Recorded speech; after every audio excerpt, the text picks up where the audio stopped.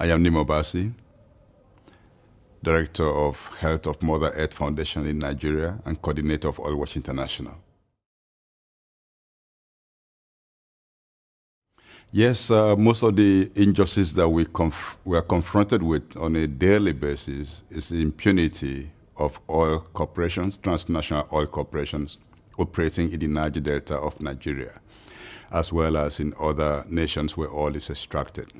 We're facing situations where the environments are severely polluted by oil spills, by waste of dumping of chemicals, and by flaring of gas in the oil fields.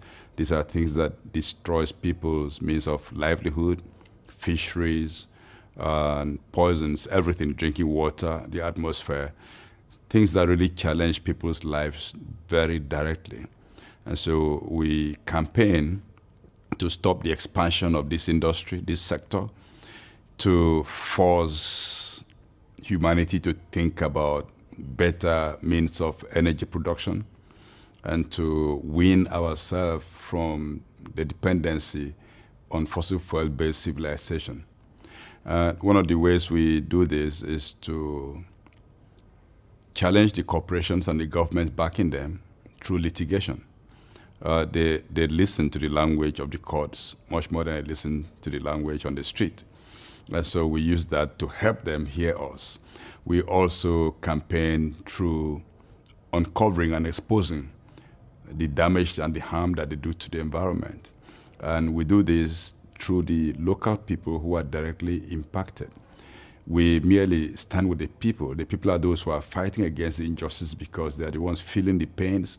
They're the ones whose lives are being cut short.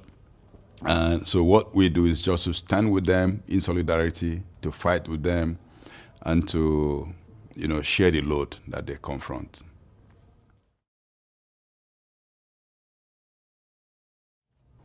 The challenges that we face in our work are many. If you're campaigning against fossil fuels extraction, you are confronting a very big machine, so to speak. Because the world has been, over the years, over the past 150 years or thereabouts, come to depend so much on petroleum products as the major source of energy. And many people are not ready to think about an alternative to this. They don't want to think about anything that will replace this. Some people think it's impossible. And so even with all the warnings coming from conservative bodies like the World Bank, like the International Energy Agency, that we have to stop extracting or we should not bother to exhaust known reserves of fossil fuels if we're going to halt runaway climate change. You find that governments and all other policymakers are simply refusing to pay attention to these dire warnings. It's as though tomorrow doesn't matter.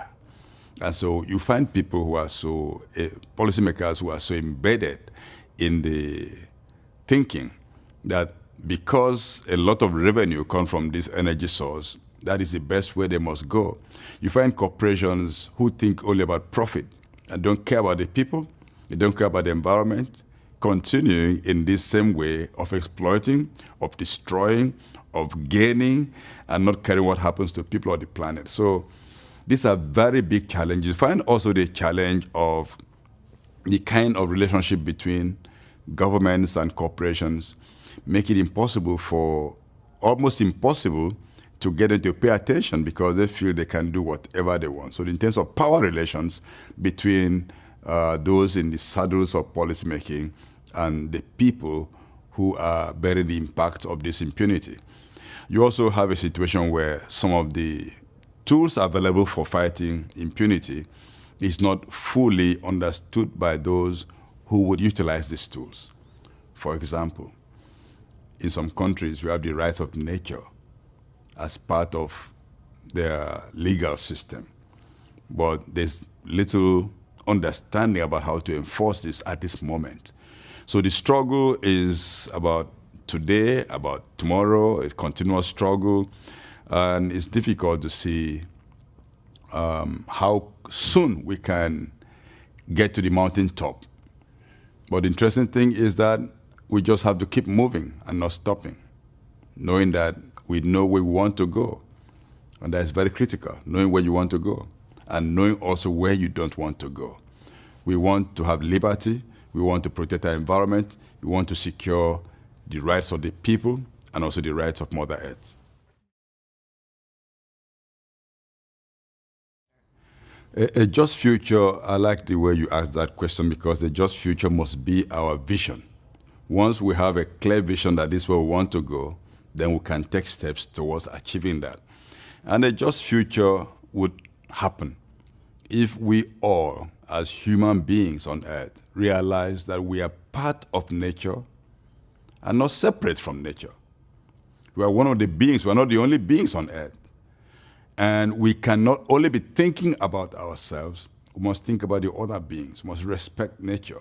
We can't fight nature. We can't always transform nature. So the future is a future of peace, love, solidarity. And we just can't look for anything better.